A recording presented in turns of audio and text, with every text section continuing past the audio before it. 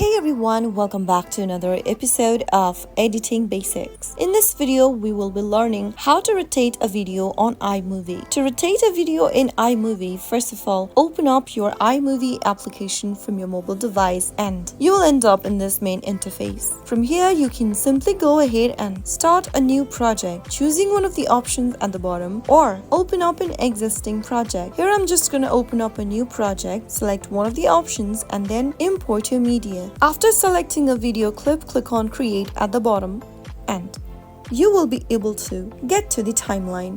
Tap on the video clip on the timeline to highlight it and then click on the magnifying glass at the top right corner. Use 2 fingers to rotate the video clockwise or anti-clockwise. After you do that, you will be able to see that you have successfully rotated a video clip. Once you are done, tap on the Done button at the top left and this will apply the changes to your project. So that's how you rotate a video on iMovie in just a few simple steps. If you found the video to be helpful, go ahead and give us a thumbs up. Don't forget to subscribe to our channel by hitting the subscribe button.